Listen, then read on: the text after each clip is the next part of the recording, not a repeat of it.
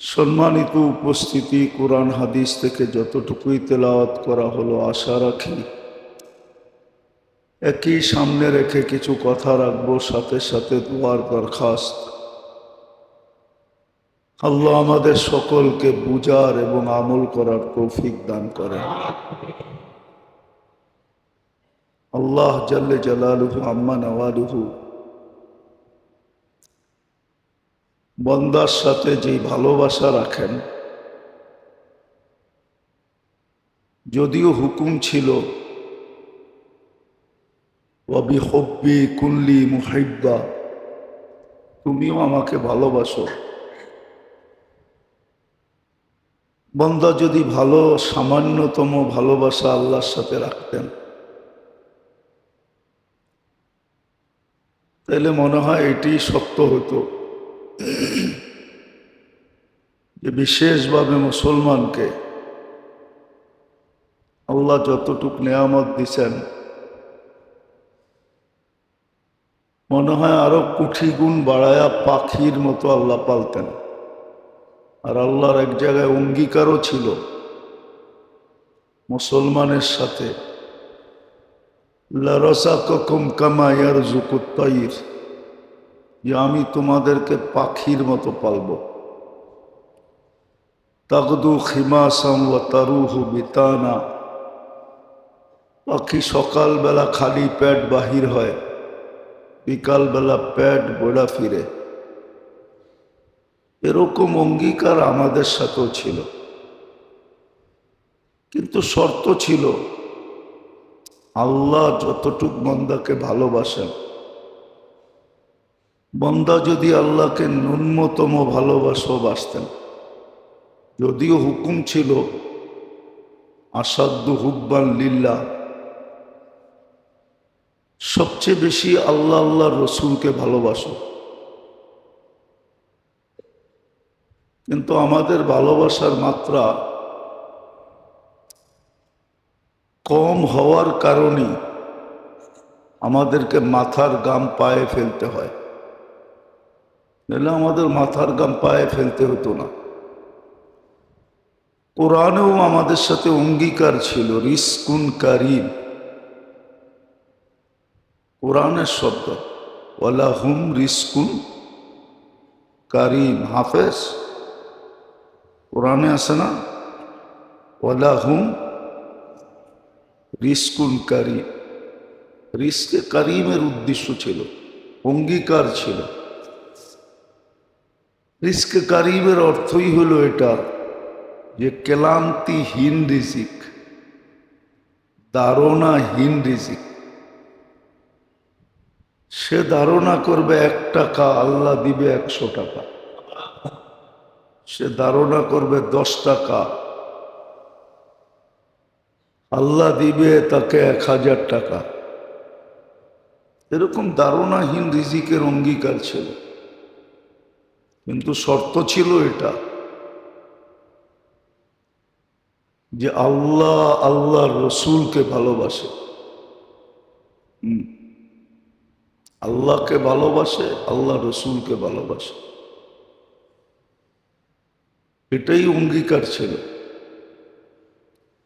কিন্তু প্রশ্ন যদি হয় যে আল্লাহকে ভালোবাসবো কি করে, তাহলে এটার জবাব একটাই জবাব, আর কোনো জবাব আছে কিনা আমার জানা নাই। জবাব একটাই, আল্লাহ বান্দাকে যতগুলা সুযোগ দিছেন, সব সুযোগগুলাকে কাজে লাগানো। যখন যেই সুযোগ দেয়, ঘুমের থেকে উঠার সুযোগ দিছেন, ঘুমের থেকে উঠার কথা ছিল না। আজকে সকালে যে আমরা উঠছি, এটা উঠার কথা ছিল না, কেননা আমরা বলেই ঘুমাইছিলাম আমুতু, আমি মরতে চললাম, আমি মরে গেলাম। যদিও আল্লাহুম্মা বিইসমিকা আমুতু বলছে, আল্লাহ আপনার ইচ্ছায়, আপনার নামে আমি কিন্তু মরে যেতেছি। আহিয়াটা পড়ে আপনি যদি উঠান তো উঠবো, আর নাইলে উঠবো না। উঠতে পারাটাই একটা সুযোগ দিছিলেন, কিন্তু কয়জন ফজর নামাজ পড়ছে? উচিত ছিল সুযোগটা কাজে লাগানো। একটা কথা চিন্তা করেন, আপনি উঠতে পারছেন বিদায় সুযোগ হিসাবে ফজরের নামাজটা দিছিল, যে তুমি উঠতে পারছো, হায়াত পাইছো, এটা বিরাট বড়, বিরাট বড় একটা সুযোগ যে তুমি হায়াত পাইছো।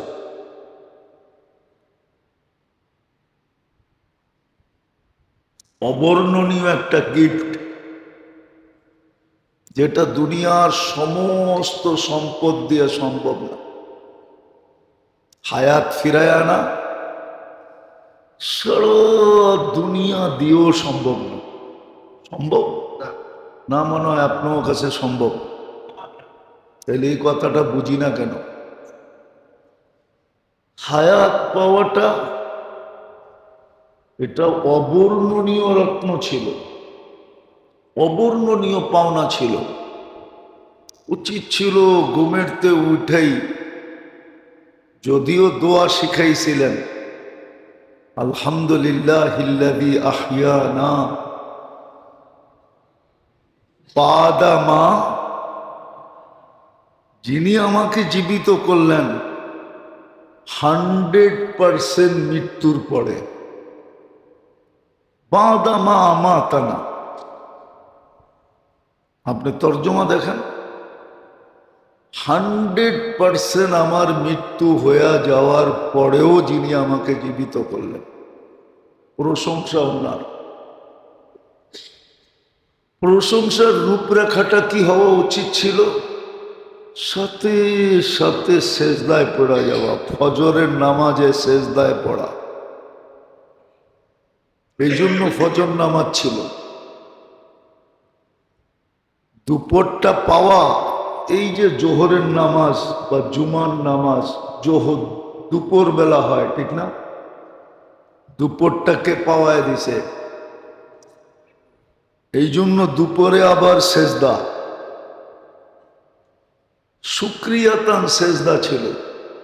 জোহরের নামাজটা ছিল শুক্রিয়াতান, কিন্তু কয়জন পড়ে? কয়জন পড়ে?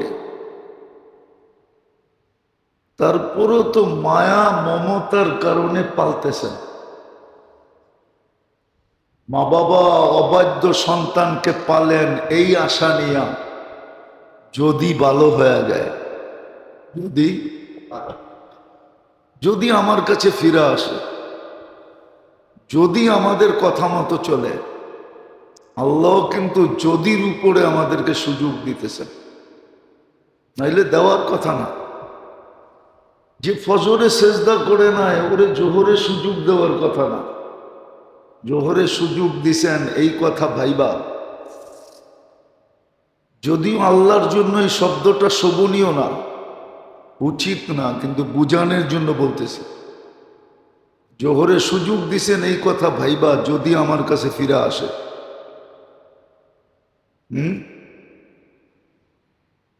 লাআল্লাহু ইয়াউদ, হতে পারে ফিরে আসবে। আবার দেখবেন বিকালটা পাওয়া, বিকালটাকে পাওয়ায় দিছে, আবার বিকালে আসরের নামাজ রাখছেন, যে বিকালটা পাইছো আবার একটা সেজদা কর। হ্যাঁ, আবার সন্ধ্যাটাকে পাওয়ায় দিছে, সন্ধ্যা পাইতেই বলছে আবার একটা সেজদা করো। এটার নাম কি? হ্যাঁ, বলবেন চারটা তো বুঝে আসলো, পঞ্চমটা কোত্থেকে আসলো? বলে পঞ্চমটা আসলো, তুমি যে ঘুমায় যাবে, একটু পরে মরা যাবে, আর হয়তো সেজদা করার সুযোগ হবে না, একটা সেজদা করা তারপরে ঘুমায় যাও।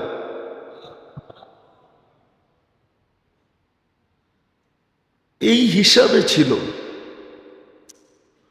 কিন্তু আমরা তো কোনোদিন হিসাব কষি না।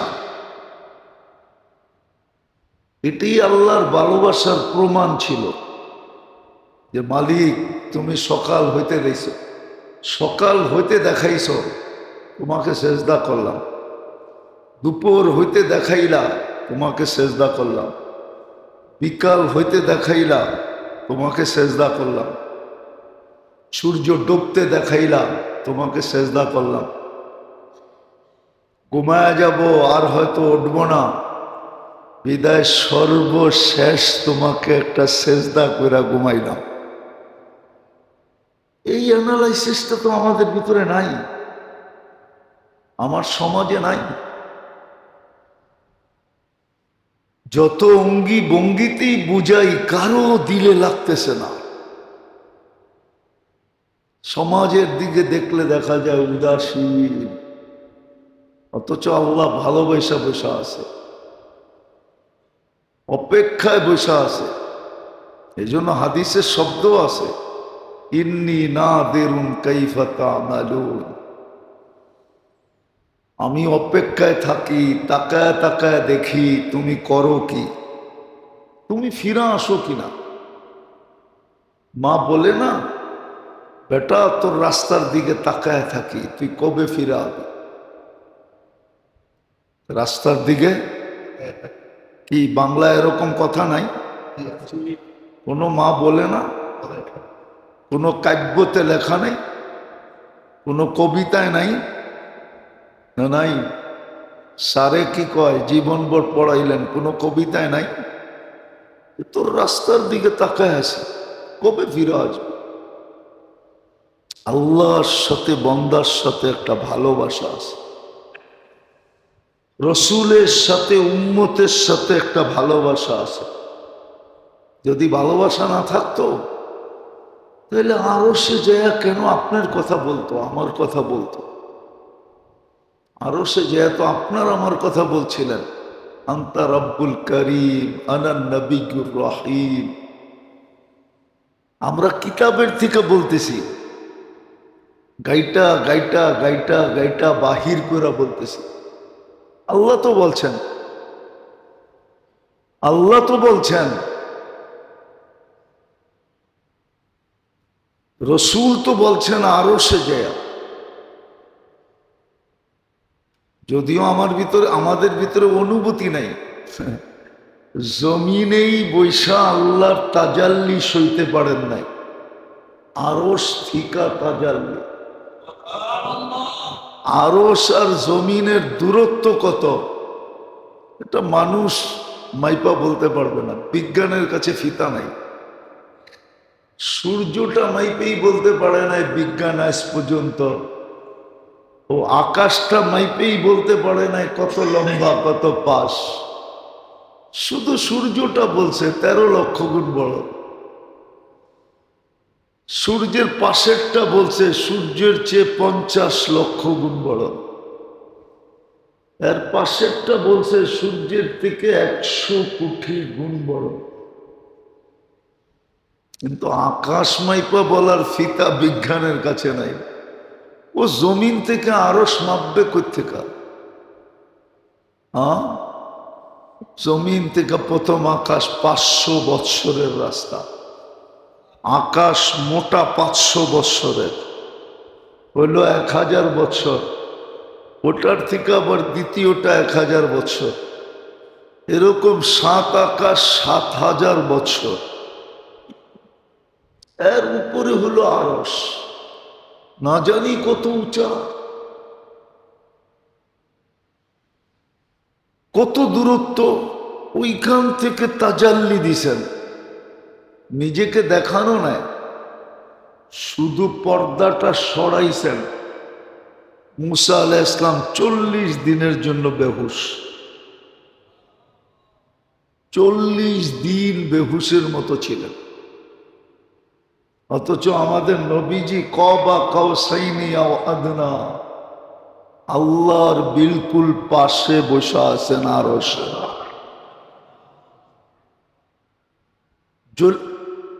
হারায় যাওয়ার কথা ছিল, কিন্তু আমাদেরকে বলেন নাই ভালোবাসা। উম্মতের ভালোবাসা। বলছে আন্তা রব্বুল করিম আনান নবিয়ুর রহিম, আপনি রব্বে করিম, আমি নবী রহিম। উম্মত দোজখে চলে যাবে, আমি চোখে দেখমু কি কইরা, সইমু কি কইরা? আল্লাহ অঙ্গীকার দিছেন, কোরআনে আছে লা ইউখজিকা ফি লা ইউখজিকা, আপনাকে আমরা লজ্জিত করব না। আবার অঙ্গীকার দিছেন সালতু তা সাফি তু সাফা, আপনি চাবেন আমি দিতে থাকব, আপনি সুপারিশ করবেন আমি মঞ্জুর করতে থাকব। সৌফা ইউতিকা রব্বুকা ফাতারদা, অপেক্ষা করেন, আপনাকে আমরা রাজি খুশি করে ছাড়ব। উম্মতের ভালোবাসা দুনিয়ায় তো ছিলই ছিল, চোখের পানি থামে নাই উম্মতের জন্য। কিয়ামতের মাঠেও প্রমাণ দিবেন ভালোবাসার, সবাই বলবে নফসি নফসি, আমাকে বাঁচান আমাকে বাঁচান। আর যিনি এই কথা বলবে রব্বি উম্মতি উম্মতি, আমার উম্মত বাঁচান।